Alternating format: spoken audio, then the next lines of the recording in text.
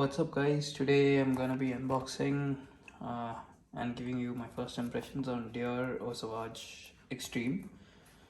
So this fragrance, it's not exactly mine. A friend of mine bought it and got it shipped to my address because he's out of town, and he's agreed to let me unbox it. So I'll try being a little gentle with the unboxing as I take off the cellophane and give you my thoughts on the fragrance itself. So before we get to it, this is the box. It says Eau Sauvage Extreme, Intense Soda Toilet, Natural Spray, Dior. The box has a slight bit of debossing, and it states the quantity here: 100 ml, 3.4 fluid ounces. Here it says made in France, performs Christian Dior, and the address and such. Nothing on the side. Same deal on this side. We'll get to the underside, and this is the top, the Christian Dior logo. Let me try to unbox it in a way wherein my friend can also try and unbox it himself. So okay, so far so good, I guess.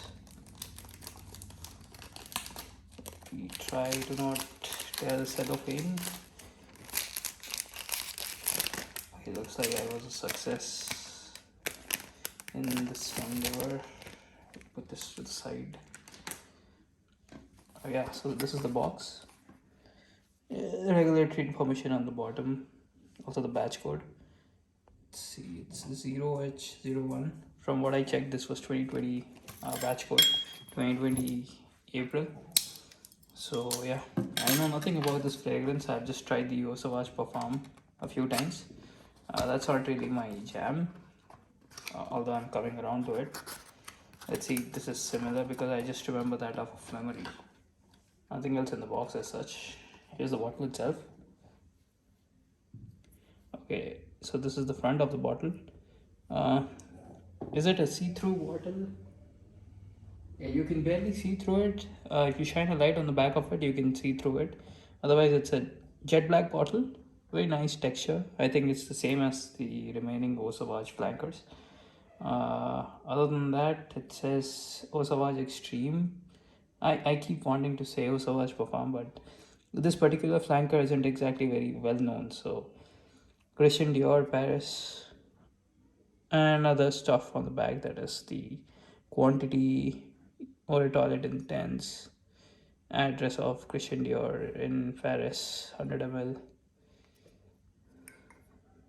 Nothing at the bottom as such that I can see. Just the batch number engraved looks like it, and flammable objects. Other than that, nice cap. Yeah, magnetic cap.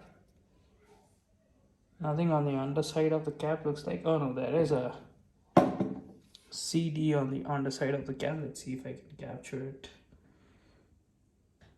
No, it's not exactly visible on the camera, but trust me, there is a CD on the inside of the cap which is barely visible. Snaps into place. If you rotate it, pops off. Nothing on top. Nothing on the atomizer as well. So let me do one spray and just give you my thoughts. I guess this is my SOTN then. So this has the notes of lemon, bergamot in the opening, basil, lavender, mint in the mid, and cedar, oak moss, and vetiver as well as patchouli in the dry down in the base. So what do I get off of it? From what I remember, it doesn't exactly smell the same as Eau Sauvage Parfum.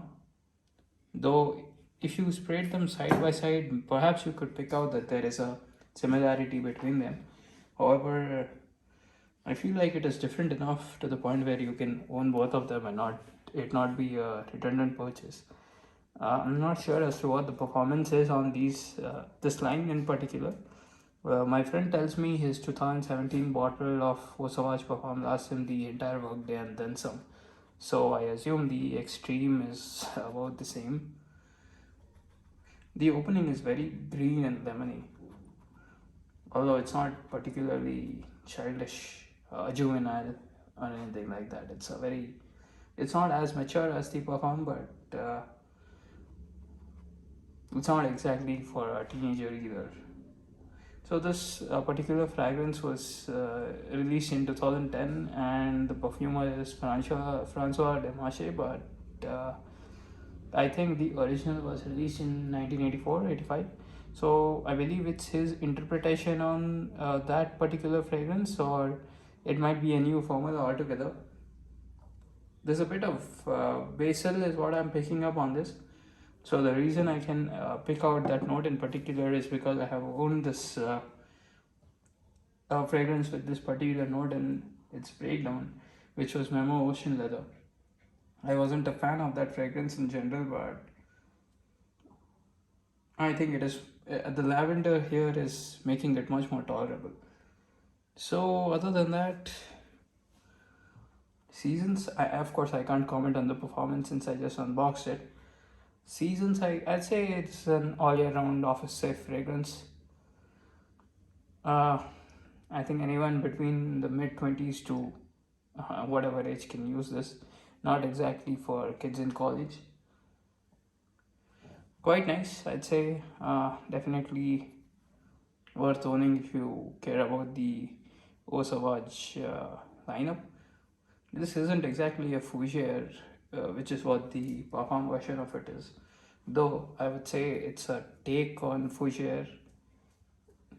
It's a interpretation is what you can call it. Yeah, so far I'd say goodbye. Other than that, thank you to my nameless patron for letting me unbox this. I'll try wrapping it back in, and hopefully you can unbox it as well. So, yeah. So thank you for watching.